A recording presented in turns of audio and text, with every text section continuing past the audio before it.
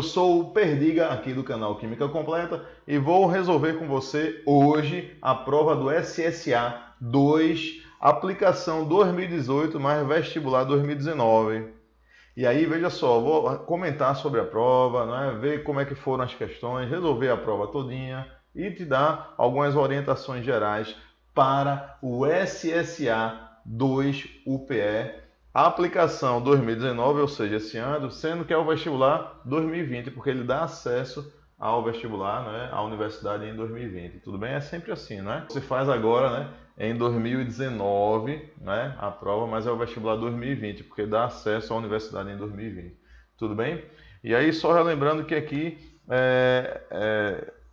esse vídeo aqui vai em homenagem também a duas pessoas. Um é Ana Tamires Leite Modesto e outro é Hércules Gonçalves. Eles pediram que eu fizesse aí essa aplicação, né, resolução com relação ao SSA 2, né? O vídeo passado eu fiz com SSA 1, eles pediram para eu fazer com SSA 2 e eu prometi a eles que ia fazer em homenagem a eles. Tudo certo? E aí, você acompanha comigo aí, acompanha aqui com Perdiga, indica aqui o nosso canal para os teus amigos, para as tuas amigas, para os teus namorados, namorada, para todo mundo. Indica para geral, tá certo?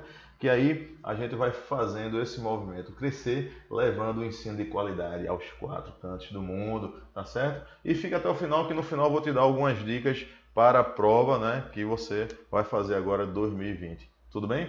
Vamos lá, vamos para as questões agora. A primeira questão, veja só, foi uma questão que envolve termoquímica, lei de Hess, né?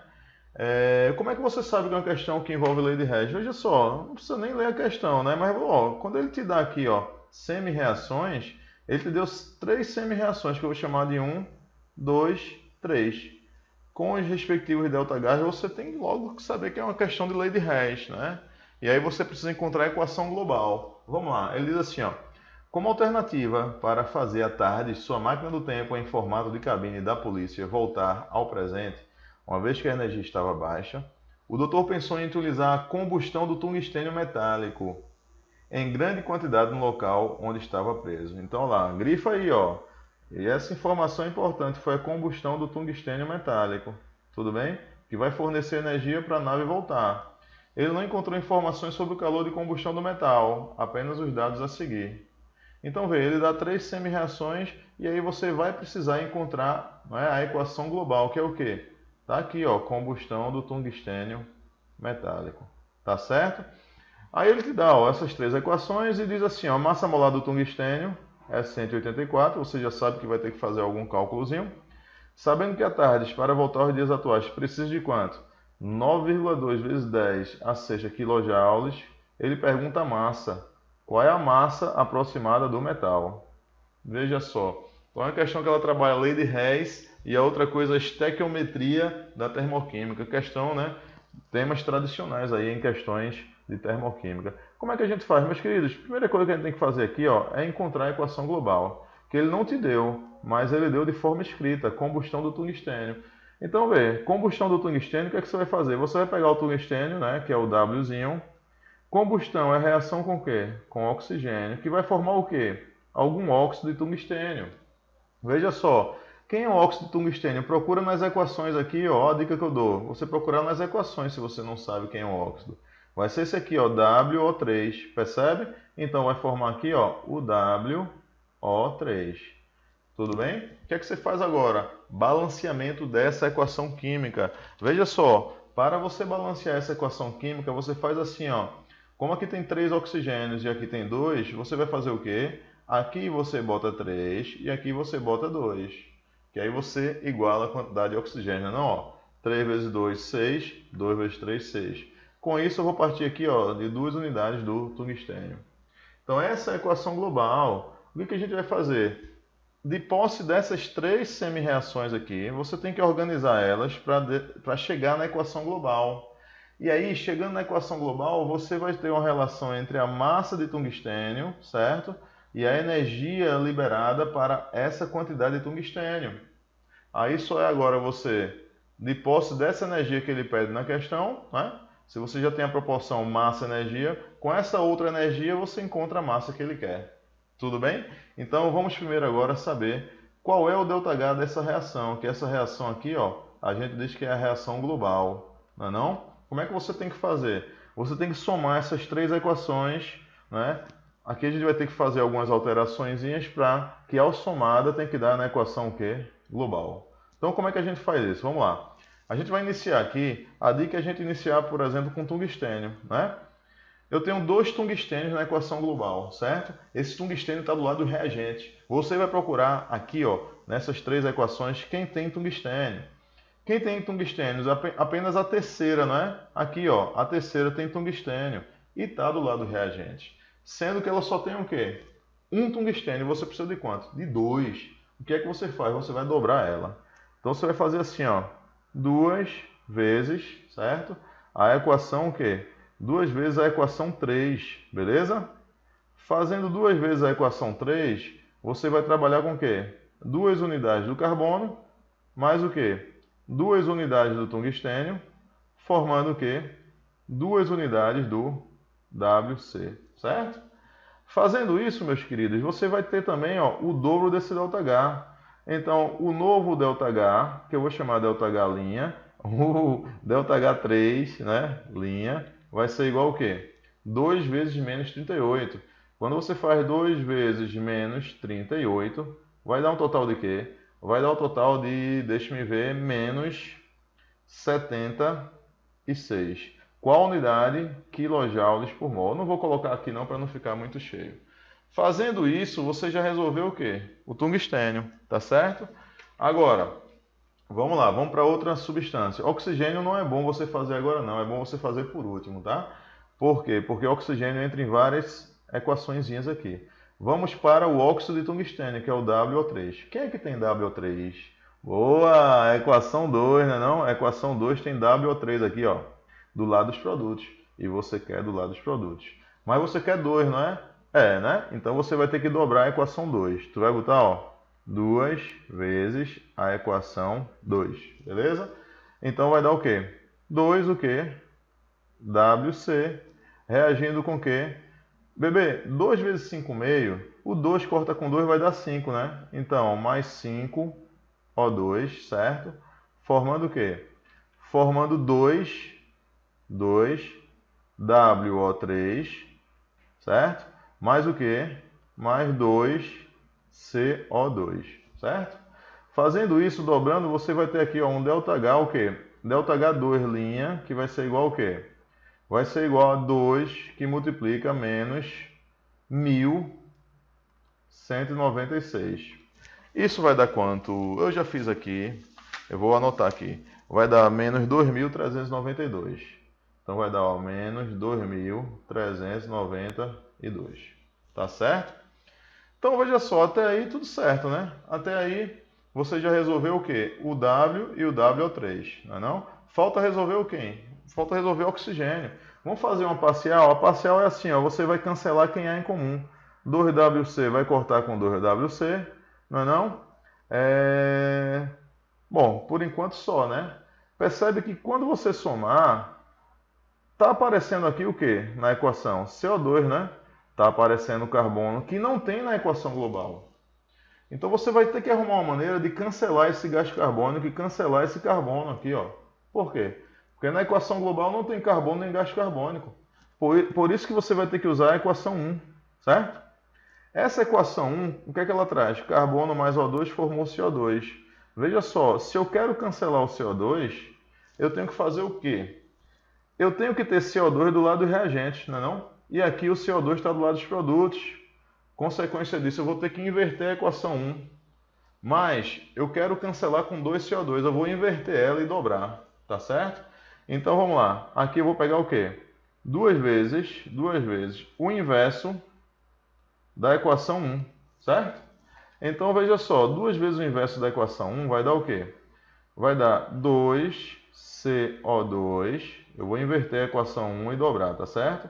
Formando o quê? 2 carbono grafite, mais o quê? 2O2. Quando eu fiz isso, vai dar o quê? Um ΔH1', que vai ser esse inverso dobrado.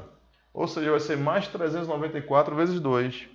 Mais 394 vezes 2, eu já fiz aqui também, dá mais 788. Então, ó, vai ser 2 vezes 394 positivo, né, porque inverteu, que vai dar igual a mais 788. Mais 788. Tudo bem? Veja só, quando você soma aqui, ó, você vai obter aqui a equação global, né? Então, ao somar aqui essas três equações, você vai obter a equação global, porque vai cancelar, né? 2WC cortou com 2WC, não é não? O que mais que corta também? 2CO2 cancela com 2CO2. Vê que interessante. 2 carbonos cancela com 2 carbonos. Tá legal? Aí só fica com o quê? Aqui a gente vai ficar, ó, com 2 Ws, 2 unidades do tungstênio, reagindo o quê? Olha só, aqui você tem 5O2. Veja só, você tem 5O2 e aqui você tem 2O2. Então, 2O2 vai cancelar com 2 daqui, né? Então vai sobrar o quê? 3O2, tá certo? Justamente o que você quer aqui na equação global. Então lá, mais 3O2, formando o quê? Formando 2WO3, certo? Com isso você vai obter a equação global. E o ΔH global vai ser essa soma desses ΔHs, não é? Fazendo essa soma aí, muito cuidado, tá? Porque você tem dois valores negativos e um valor positivo. Muito cuidado. Fazendo essa soma, que eu já fiz aqui, você vai encontrar o valor de menos 1.680. Menos 1.680 kJ. Tudo bem? Essa é a primeira etapa da questão, utilizando a lei de Hess. Vamos agora para a segunda etapa. A segunda etapa, você vai para uma questão de estequiometria. Porque veja só, isso que você achou, certo? Essa quantidadezinha que você achou, não é?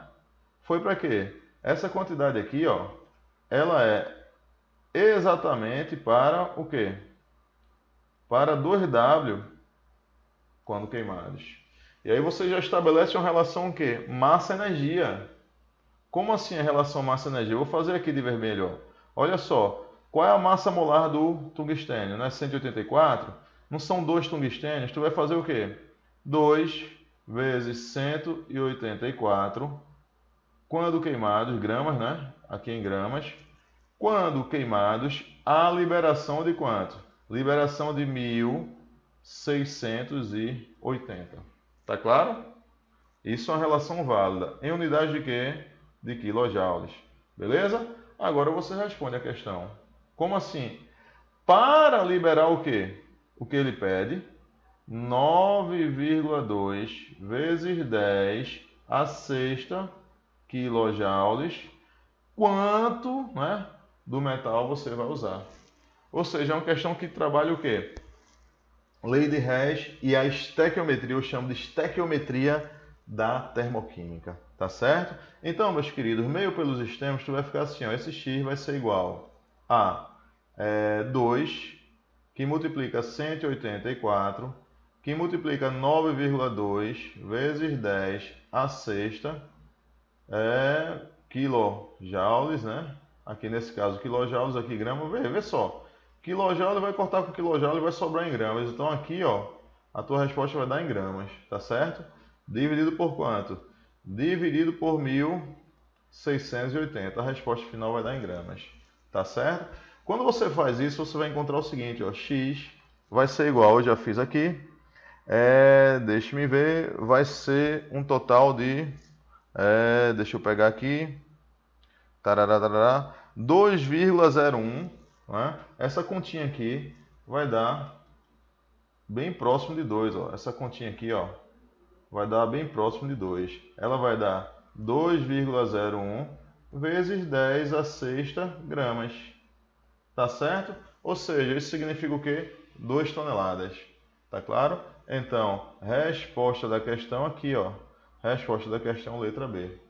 Então, achei essa uma questão boa. Competências e habilidades dessa questão. Quais foram? Lei de Hess e estequiometria, né? Estequiometria da termoquímica. Tudo bem? Foi uma questão boa. Gostei dessa questão. Vamos para a próxima. Questãozinha 12. Diz assim, ó. Em um recipiente aberto, esquecido, em uma área dentro de um campo de futebol em Pernambuco. Passados 7 dias, constatou-se que no interior foi formada uma solução eletrolítica saturada. Opa! Vamos lá. Foi formada uma solução saturada. Veja só, se foi formada uma solução saturada, você já nota o seguinte, ó, solução é o quê? Característica da solução. Se isso aqui é uma solução, não é não? Solução, ela é o quê?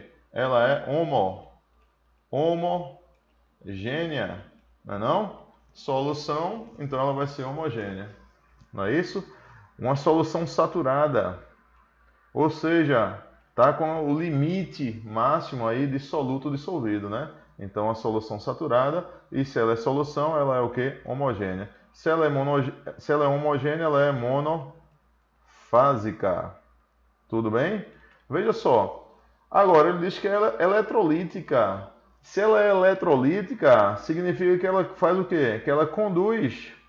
Conduz o quê? Conduz corrente. Não é não? Ela conduz corrente elétrica. Ei, meus queridos, para a solução conduzir corrente elétrica, o que a gente precisa ter? Se ela conduz corrente elétrica, a gente tem que ter íons. Íons com liberdade de movimento na solução. E para a gente ter íons, significa dizer que a gente partiu de um composto iônico, certo? Ou tem um composto iônico dissolvido, ou tem um composto covalente que se ioniza, por exemplo, um ácido. É isso que a gente pode ter, tá claro? Vamos lá. Aí ele diz o seguinte, ó. Qual produto havia no recipiente? Pode ser anestésico à base de etanol e éter.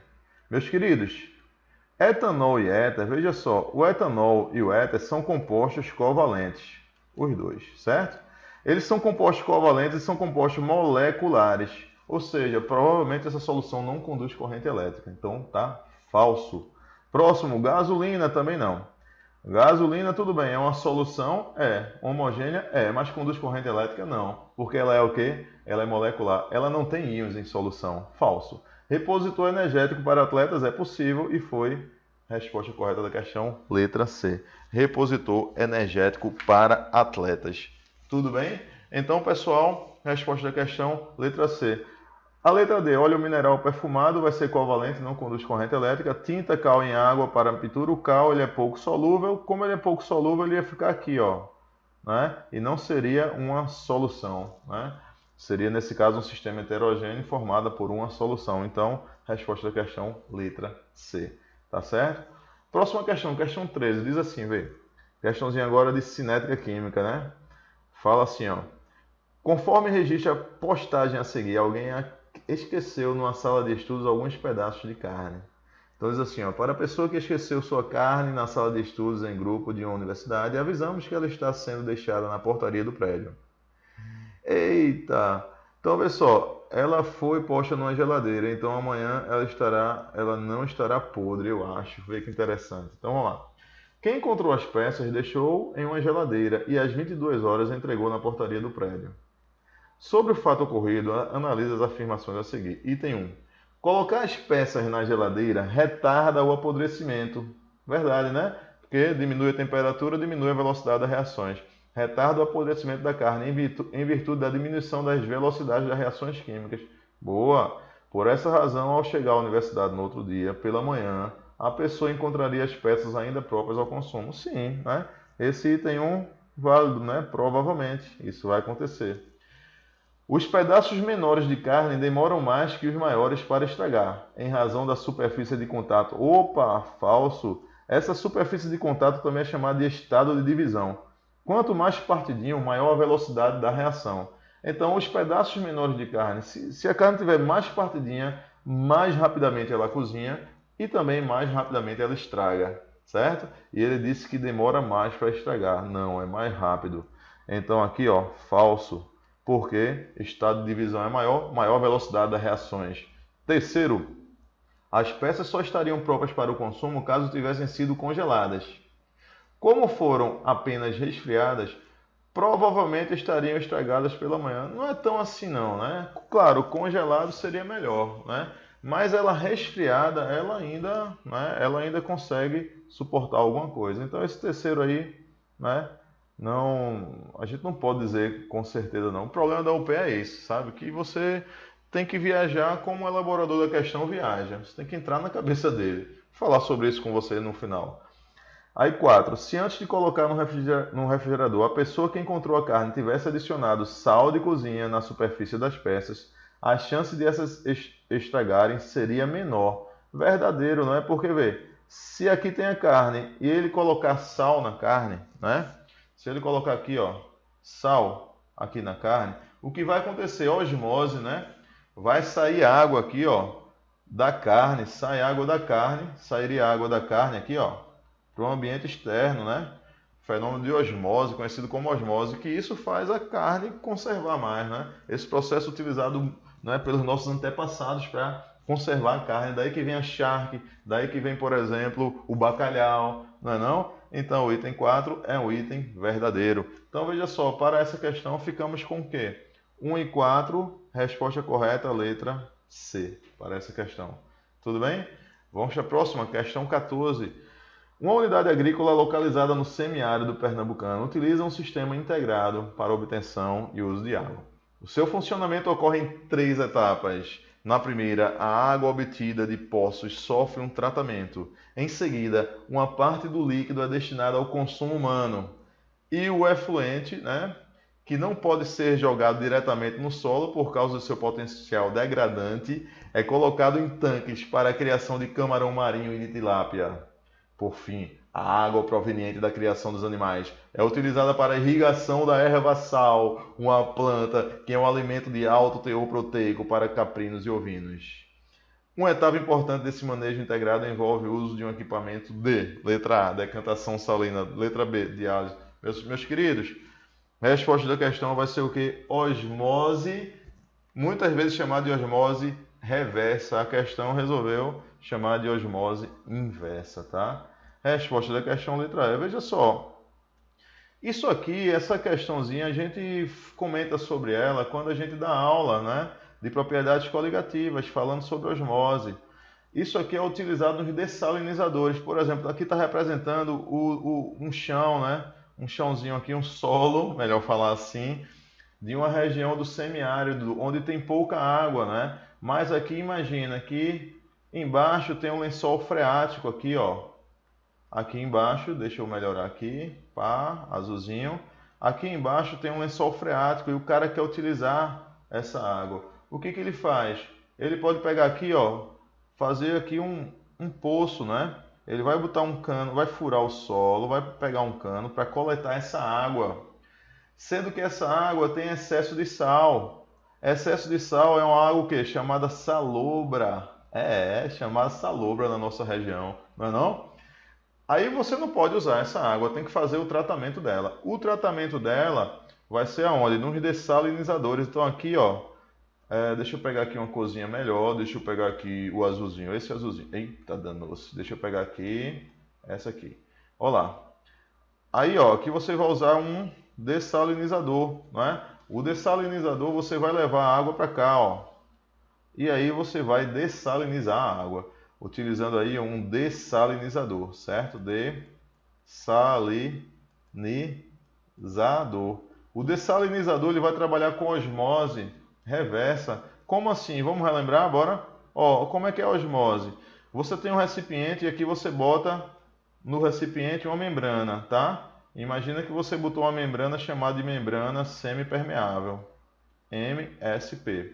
Essa membrana semipermeável, ela divide os dois lados, e aí você botou água aqui, tá? Sendo que em um dos lados, meus queridos, essa água está muito concentrada, certo? Tem muitos sais. E aqui tem poucos sais.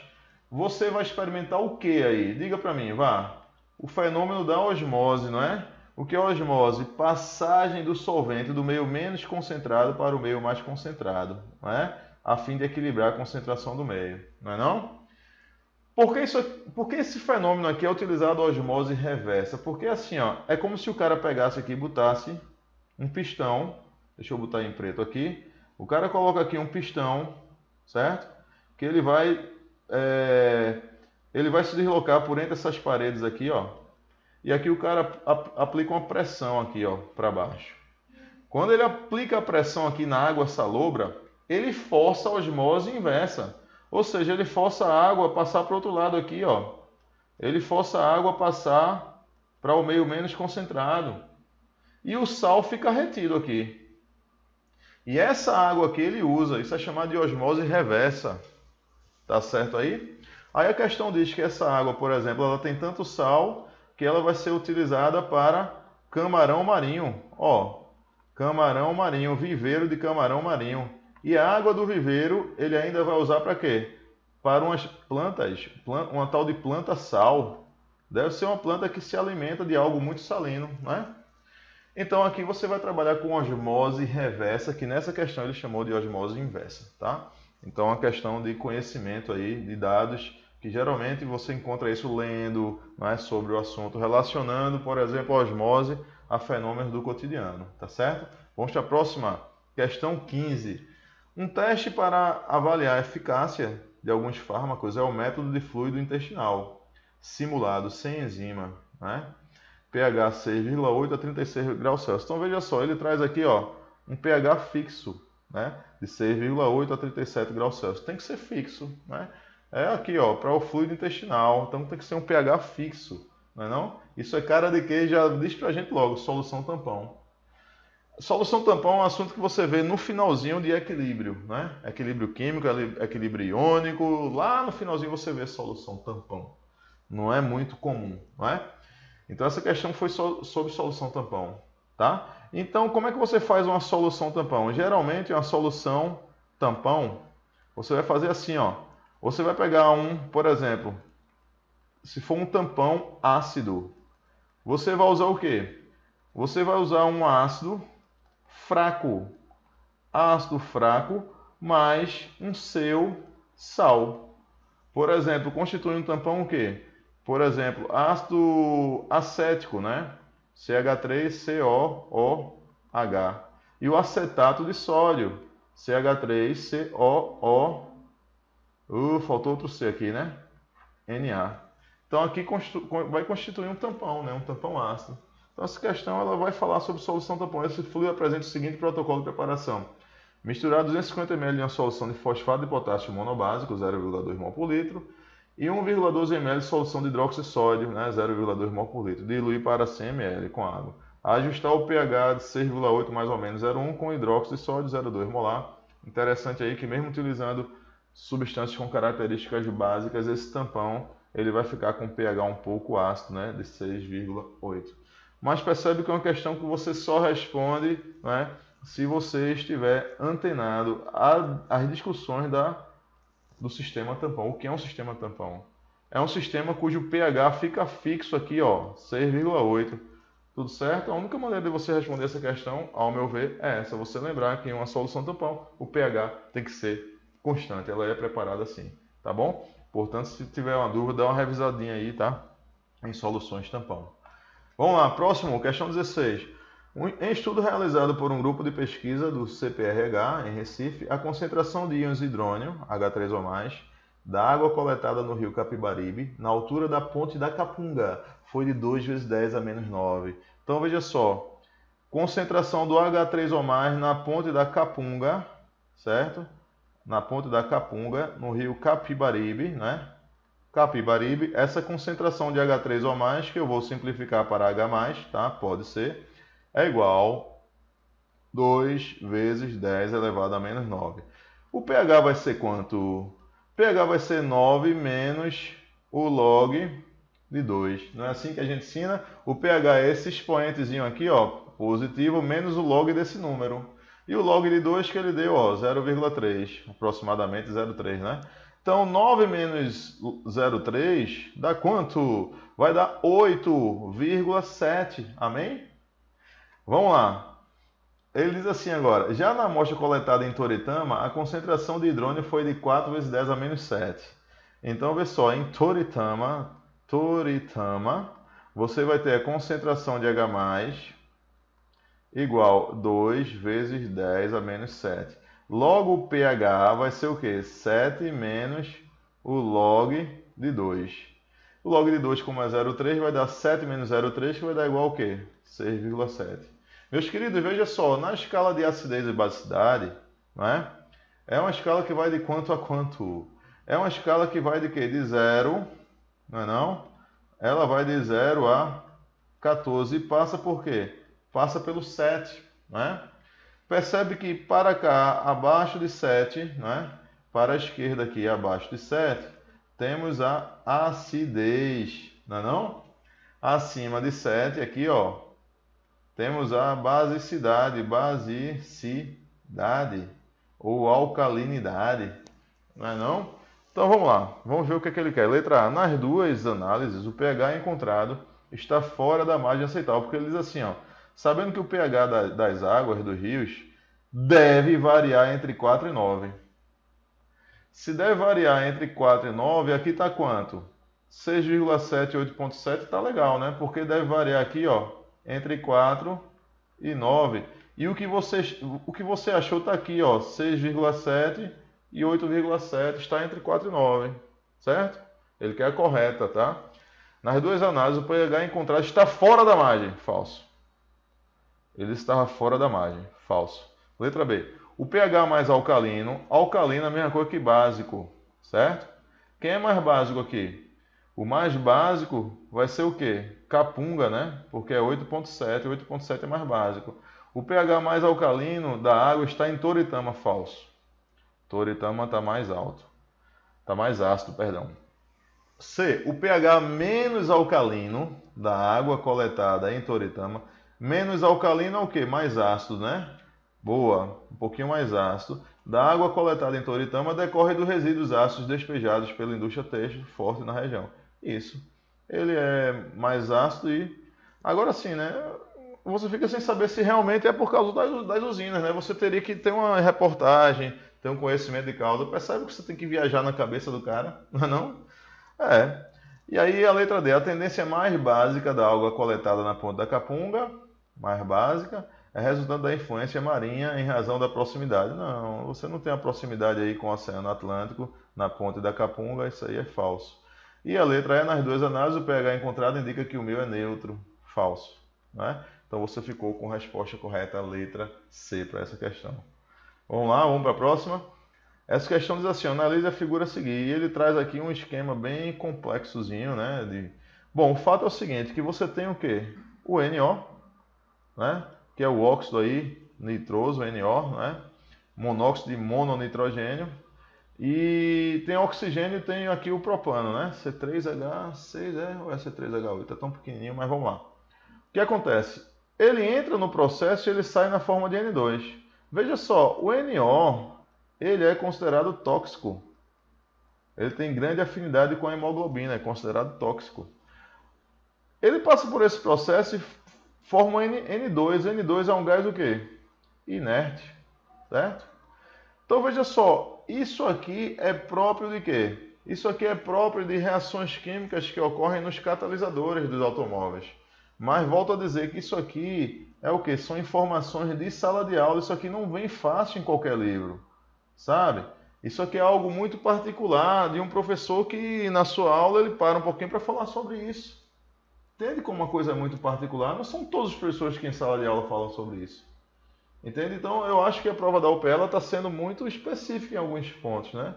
Que foi esse aí, ó. Então a resposta dessa questão, temos o quê? O aproveitamento do nitrogênio atmosférico, não, biossíntese enzimática, decomposição catalítica de óxido de nitrogênio visando as suas transformações em produto não tóxico ao meio ambiente. É a decomposição catalítica aqui, ó, do óxido de nitrogênio. Resposta correta, letra C. Tudo bem?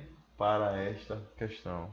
Tá, joia, pessoal. Percebe que é uma questão aí que fala sobre, digamos assim, é uma parte ambiental, né? Mas utilizando aí os catalisadores. É uma questão que é mais própria para a cinética química, se eu fosse enquadrar ela em algum assunto.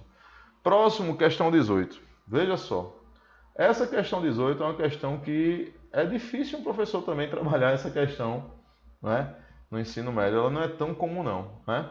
São curvas de titulação. Isso aqui traz uma curva de titulação. Ele diz assim, ó, uma indústria realizou um teste para o controle de qualidade dos seus principais produtos. dois ácidos, né? 1 e 2. A imagem a seguir mostra a curva de titulação de 100 ml de solução, 0,1 mol por litro de cada um desses ácidos. Então, vê só, você vai fazer a titulação, ó. Lembra aí a aparelhagem da titulação? Tu vai ter aqui, ó, tu vai usar um Erlenmeyerzinho, ó, para fazer a titulação. Usa um Erlenmeyerzinho. Aqui tu vai colocar a tua solução problema e você vai titular ela, né? Com a solução titulante. Eita, eu ainda tô tremendo um pouquinho, né? Acho que é porque eu fui para academia e tal, e ficou meio tremendo. Mas vê só, tu vai colocar aqui uma solução na provetazinha, ó. Certo? Que vai ser a solução titulante. Aqui a solução problema, aqui embaixo solução problema, aqui vai ser a solução titulante. Então tu vai botar teus ácidos aqui, ó. Os ácidos vão ficar aqui, ó, solução problema. Você vai titular dois ácidos, certo? E aí a questão ela fornece para você o quê? Ela fornece para você um gráfico, né? Que traz uma curva de titulação. Como é isso? Aqui ela traz o seguinte, o volume, esse volume aqui que você vai utilizar é o volume da solução titulante. É quanto que você tem que adicionar do titulante, né? Para ir neutralizando o ácido que tem aqui. Aqui o pH é o pH da solução problema. Como só tinha ácido aqui, ó, ou seja, você não tinha colocado ainda a solução titulante, né? No caso a base, que foi o hidróxido de potássio, KOH. Você não tinha colocado ela ainda. Você só tem o que aqui? Só tem ácido. Logo o pH vai estar bem baixinho, o pH vai estar ácido. Agora vê, esse pH bem baixinho, para soluções 0,1 mol por litro, sabe o que aqui diz pra gente? Que são ácidos fortes, né? São ácidos fortes. Então você já diz pra gente que são ácidos fortes aqui, ó. Os dois vão ser ácidos fortes. Por quê? Porque você usou 0,1 mol por litro dele, né? E 0,1 mol por litro dele, o pH está dando 1 aqui, ó. Não é não? Ou próximo de 1. Então são ácidos fortes aí, ó. Se são ácidos fortes, você descarta o quê? Ácido acético. Você descarta quem? Aqui, ó. Onde tem ácido acético. Por quê? Ácido acético é ácido o quê? Fraco. Tudo bem? Então jamais poderia marcar a letra A ou letra D. Agora é o seguinte, você vai fazer a titulação. Fazendo a titulação com ácido, com a base. Você vai usar quanto? Percebe que você usa 100 ml da base aqui, ó. Você usando 100 ml da base tem um ácido, ó, que você já consegue neutralizar e ele vira agora uma gotinha a mais, ele vira básico. E bem básico, porque a base que você usou foi uma base forte, não é? Então percebe que você precisou utilizar o quê? Também 100 ml da base. Então significa dizer o seguinte, que este ácido em questão, certo? Esse ácido em questão, ele é um monoácido. Porque você precisou usar o quê? A mesma quantidade da base, ó, 100 ml da base para 100 ml do ácido e a base o quê? Concentração 0,1 molar. Agora, existe um ácido que você precisou usar o dobro de base aqui, ó, para conseguir elevar o pH dele. Então, se você precisou usar o dobro, é como se esse ácido fosse 2 vezes mais concentrado, ou seja, isso remete a um ácido que se ioniza em etapas. Primeiro ele se ioniza o primeiro hidrogênio, depois o segundo hidrogênio. Então dá a ideia de um diácido. Então aqui seria para o ácido clorídrico, no caso, aqui seria para o ácido sulfúrico e a resposta da questão foi a letra C. Percebe aí? Assim, é meio complicado porque curva de titulação não é algo tão trivial, não é? Ele não é tão ensinado assim no ensino médio, né? Mas tudo bem, né? O professor resolveu colocar, vamos respeitar o colega aí, tá? Questão 20 traz uma questãozinha aí de estequiometria usando gases, né? Ele diz assim, ó, um protótipo de airbag tem volume de 20 litros. Então ele traz aqui, ó, o airbag, aquele que é utilizado no carro, né? Tem um volume de 20 litros, tudo bem? E aí ele traz assim, ó, deverá ser preenchido com nitrogênio gasoso a uma pressão, traz a pressão 1,5 atm, temperatura 27 graus Celsius. Quantos gramas de azida de sódio NaN3 devem ser decompostos, sabendo que essa reação forma sódio metálico e gás nitrogênio? Meus queridos, perceba que a UPE ela está com a tendência de não te fornecer a equação, mas fornecer de forma literal para você construir. Então a equação química seria o quê? Seria assim, ó, essa equação Na, você vai partir de NaN3, que é a azida de sódio, e ela vai se decompor em quê? Vai se decompor em sódio metálico mais o quê? Gás nitrogênio, né? Que vai encher o balão. É exatamente o gás nitrogênio N2 gasoso aqui, ó. e vai encher o balão. Aqui o estado físico é sólido e aqui o estado físico é sólido. O que você vai agora? Você com a equação, você vai para a proporção entre eles, né? Então veja só, se aqui tem 3 nitrogênios e aqui tem 2, como é que você faz? Aqui você bota 3 e aqui você vai botar 2, não é não? Se está com dúvida em balanceamento, tem aula no canal sobre balanceamento, né? Fiz um trabalho fantástico sobre balanceamento. Vai lá, procura aí, tem balanceamento simples ou por tentativas e depois vai chegar em balanceamento por oxirredução, né? E eu faço com você vários balanceamentozinhos, eu no vídeo e você no papel, e tem material em PDF para você baixar também, tá certo? E aí você vai colocar o quê? 2 sódios. Então essa é a equação. O que é que ele pergunta? Quantos gramas de azida de sódio, ou seja, é uma questão massa, né? Quantos gramas de azida de sódio devem ser decompostos, sabendo que essa reação forma sódio metálico? Agora vê só, eu quero a massa de azida de sódio, mas para quê? Para formar o quê? 20 litros de nitrogênio gasoso aqui, a 1,5 atm, 27 graus Celsius. Então, meus queridos, ele está comparando sódio com nitrogênio, mas aqui ele deu o quê? Ele deu um volume, ele deu uma pressão e ele deu o quê? A temperatura. Para quê? Para você utilizar o quê? PV igual a nRT. Sacou? Então, veja só, você usando PV e nRT, o que é que tu vai usar? Pressão, volume ele te deu a temperatura, que tem que trabalhar em Kelvin, tá? Transforma aí, ó, 27 graus Celsius para Kelvin. Você vai usar o R e vai achar o N, número de mols. Daí fica fácil, não? Porque vai ser uma questão massa, número de mols.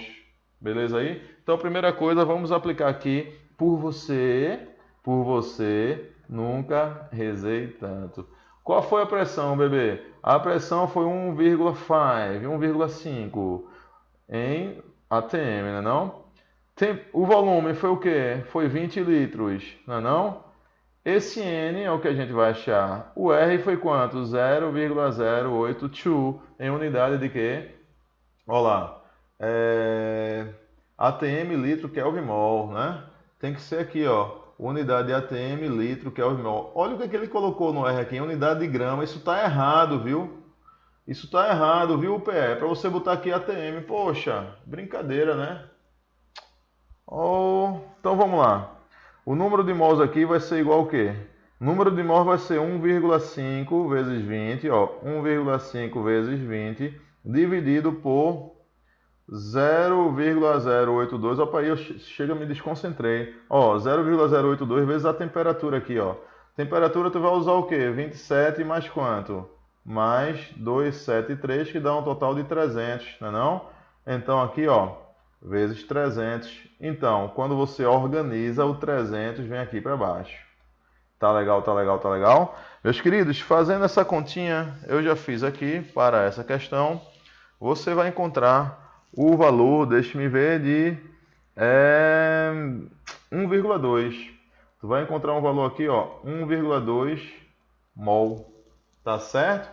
Aí ficou uma questão fácil, né? Por quê? Pela equação balanceada, tu tens o seguinte, ó. Na equação balanceada, tu tens isso aqui, ó.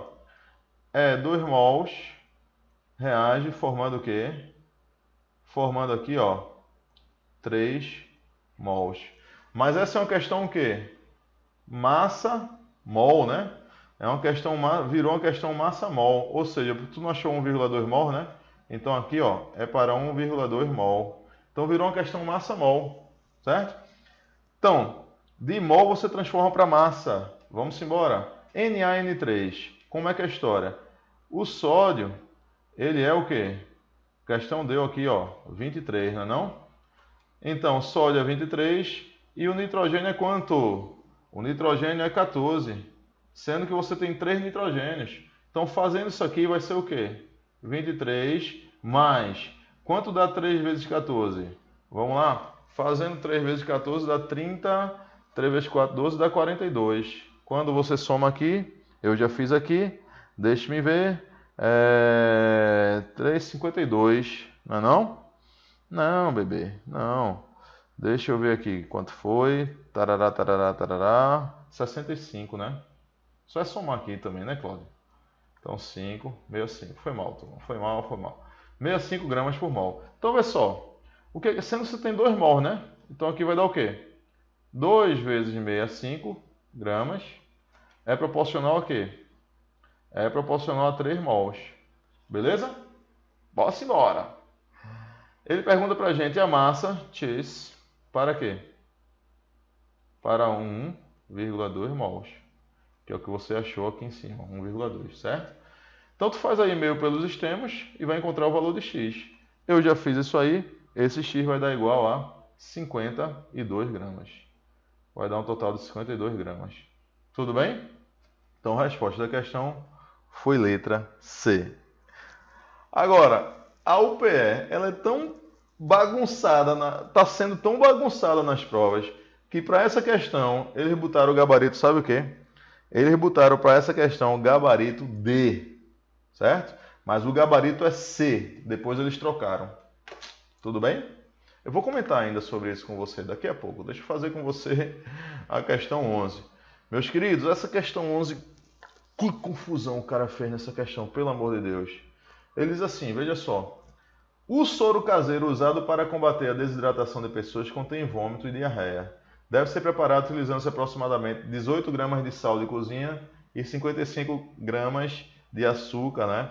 Visando a produção de 5 litros da mistura. Veja só, ele deu a receita para a gente, né? O soro, bebê, para 5 litros da mistura, você vai usar o quê? 18 gramas do sal, tá? 18 gramas de sal. E ele diz que você deve usar o quê? 55 gramas de açúcar, tá? Então, ó, 55 gramas de açúcar. Para cada o quê? Para cada 5 litros do soro, tá? Vamos lá. Um estudante possui uma solução 0,3 mol por litro de sacarose. Pronto. Aí ele diz assim agora, vamos lá. O cara tem uma solução de sacarose. Sacarose. Sacarose, para quem não sabe, é C12H22O11, certo? A fórmula da sacarose. E ele traz aí uma solução, concentração quê? Concentração 0,3 mols. 0,3 mol por litro. Essa solução, beleza? Aí vamos lá. De sacarose. E precisa preparar 1 litro de soro caseiro. O que ele deve fazer? Qual das alternativas a seguir deve ser seguida por esse estudante para obter a solução desejada? Meu Deus do céu. Pessoal, veja só. Acompanhe comigo. O cara quer 1 litro de soro caseiro. O que ele deveria fazer? Vamos lá. Para 1 litro, eu vou dividir aqui, ó. Dividir por 5, né? Eu vou dividir 18 por 5, certo? Quando a gente faz aí, ó, a divisão 18 por 5, dá quanto? Quanto dá mesmo 18 dividido por 5? Deixa eu fazer aqui em cima. Vamos lá. 18 dividido por 5 vai dar o quê? 3 vezes 5, 15. Para 18, 3. Desce o 0. 30 dividido por 5 dá 6. 6 vezes 5, 30, não vai 30 nada. Meus amigos, 18 dividido por 5, você vai precisar de quê? 3,6 gramas do sal. Quanto de açúcar você vai precisar? Veja só. Aqui você não bota 55 gramas de açúcar. 55 dividido por 5 dá quanto? Dá 11, não é não? Então você vai precisar de quê? De 11 gramas de açúcar. Não é verdade? Meus queridos, para preparar isso, sendo que ele tem o seguinte, ele não tem o açúcar, né? Ele diz que ele tem uma solução 0,3 mol por litro de sacarose, certo? Então veja só, o que é essa solução 0,3 mol por litro? Significa dizer que ele em 1 litro, né, ele vai ter 0,3 mols de sacarose. Sendo que 1 mol da sacarose, se você somar aqui C12H22O11, faz aí 12 vezes 12 mais 22 vezes 1 mais 11 vezes 16. Você vai encontrar a massa molar da sacarose, que é 342 gramas por mol. Certo? 342. Veja só, ele tem 1 litro de solução 0,3 mol de sacarose. Né? Ele tem 0,3 mol de sacarose. Quando você multiplica 0,3 vezes 342 gramas, isso aqui vai dar quanto? Isso aqui vai dar 102,6 gramas de sacarose. Preste atenção, ele está dizendo que ele tem uma solução 0,3 mol por litro de sacarose. Se cada mol de sacarose vale 342, 0,3 mol de sacarose vai valer quanto? 102,6. Beleza? Ou seja, 1 litro. Quanto você precisa? Você precisa de 102,6, é? Não. Você precisa de quanto? De 11 gramas, tá certo? Você precisa de 11 gramas. Então, praticamente, o que é que tu vai fazer? Tu vai pegar uma partezinha aqui, ó. Uma partezinha desse 1 litro dessa solução. Seria quanto aí que tu iria pegar?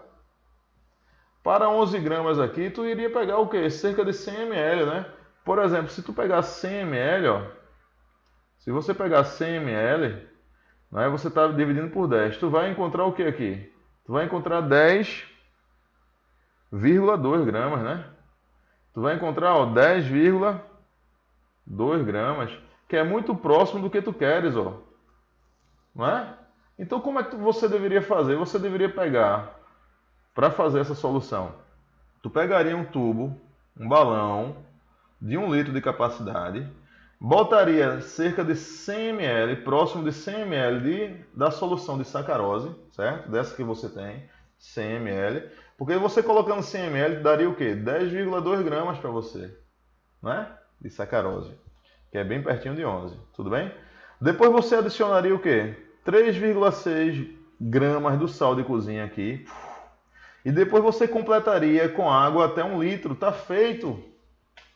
Agora, olha o que ele diz, ó, na letra A. Transferir 18 gramas de sal de cozinha para um recipiente volumétrico e adicionar 1 litro de solução de sacarose. Falso. Porque você precisa de quê? Você precisa de 3,6 gramas aqui, ó, do sal de cozinha.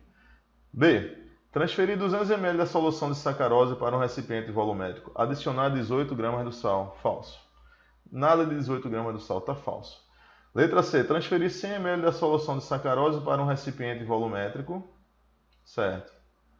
Adicionar 9 gramas de sal. 9 gramas de sal. E completar para 2 litros. Falso também. D. Transferir 200 ml da solução de sacarose para um recipiente. Certo. Adicionar 7,3 gramas, porque 7,3 vai ser o quê? Meio que o dobro de 3,6, né? Ó, adicionar 7,3 gramas de sal de cozinha. Completar com água até 2 litros de solução. E dividir a solução por 2. Para que fazer isso? Isso foi a resposta da questão. Fazer isso é o mesmo que a gente fez aqui. Agora, para que dobrar e depois dividir, meus amigos? Então, pessoal, se a UPE gostaria de trabalhar soluções, ao meu ver, essa questão não foi uma questão bacana. Não foi uma questão bem elaborada. Ela não foi legal. Ela não foi legal. Meus queridos, veja só. Agora é o seguinte. Observe que o gabarito está aqui, ó. O gabarito aqui, ó. A UPE deu como gabarito 11, 11º que a gente fez aqui, deu letra A, né? Ela deu letra A e depois ela teve que mudar para B, né? Depois ela deu letra D, o 17º, ela deu letra D e depois ela teve que mudar para C. A gente viu que é C aqui. Só é você voltar que você vai ver. O 19º ela deu letra D e depois teve que mudar para C. E o 20º ela deu letra B e teve que mudar para D. Que foram as respostas que a gente achou, inclusive, né? Então veja só, a gente observa que não há cuidado com relação à prova. Não é? Uma prova que vem com 4 gabaritos errados já diz pra gente que é uma prova que está sendo feita sem cuidados. Você tem uma prova, no geral, né? Você vai encontrar uma prova sim, infelizmente uma prova mal elaborada, infelizmente. Eu não queria estar dizendo isso, não. Porque é como se eu quisesse queimar alguém, ou elaborador de prova. Não. Mas o problema é que eu preciso orientar você que vai fazer o vestibular e dizer isso pra você, sabe? Que infelizmente as provas da UPE elas não estão vindo bem elaboradas. E você vai se deparar com isso. Você que é bom aluno, você sofre muito com isso. Você estuda tanto e pega uma prova mal elaborada. Pega uma prova com detalhes muito específicos que não é todo mundo que comenta sobre isso, só o professor praticamente que elaborou, não é? Por exemplo, aquela questão lá da curva de titulação não é algo que, claro, alguns professores veem e outros não no ensino médio. Não é? Aquela questão da osmose reversa, não tem qualquer material, é uma questão que o professor é que deve falar. Agora também, chama a responsabilidade para você estar presente nas aulas do seu professor. E quando ele estiver contextualizando as questões, contextualizando os assuntos, você tem que prestar atenção nessa contextualização e conversar com o seu professor. Porque a UPE está exigindo isso, a contextualização. Tudo bem? Questões contextualizadas. Você tem questões que a prova da UPE ela não é só de cálculo, ela tem também a parte teórica, questões que você responde baseado só na teoria, sem fazer cálculos. Então você teve uma prova bem dividida com relação a isso eu achei legal. Mas ó, o PE a gente precisa de ter um esforço maior, né? Visualiza mais aí essas questões, dá para uma banca responder antes, para ver se precisa ajeitar alguma coisa, tudo bem? E você que vai fazer a prova, só relembrando, é interessante nesse dia você vai fazer 46 questões, né? Você vai fazer questões de biologia, química, história, geografia e sociologia. Eu já calculei, dá mais ou menos 4,7 também minutos por questão, tá? Claro, você teria aí 20 minutos para ir no banheiro, para esticar as pernas. Na metade da prova tu faz isso. A dica que eu dou é você responder logo as questões teóricas mais rápidas de todas as provas, tá? Responde as questões teóricas, marca as questões de cálculo, que você já sabe que vão ser mais demoradas. Depois que você responder todas as questões teóricas, marca elas no gabarito e vem para as questões de cálculo, não é? E aí, manda ver, resolveu, marcou no gabarito, terminou. Tudo bem? Meus queridos, espero que tenha dado para você ter uma visão geral da prova do SSA, né? 2, e aí você se baseia no que esperar para o SSA esse ano, que o perfil praticamente ele tem sido o mesmo. Infelizmente, tem sido o mesmo perfil, uma provinha um pouquinho mal elaborada, tá? Desculpa dizer isso, não estou querendo ser melhor do que ninguém aqui não é o meu perfil não, tá bom? Só falo o que tem que ser falado. Tá certo? Então espero que você faça uma boa prova, espero que eu tenha te ajudado. E se eu te ajudei, se você não é inscrito no canal ainda, se inscreva no canal, convide seus amigos. O Química Completa é um canal de experiências e um canal também para falar de coisas sérias sobre química. Não que experimentos não sejam sérios, né? Mas é para falar sobre videoaulas, tem videoaulas também no canal, tá certo? Além das tradicionais experiências do fantástico mundo da química. E aí, se isso tem te ajudado, se você acha interessante, divulga para os seus amigos, para as suas amigas, divulga para todo mundo. E não esqueça, você é show!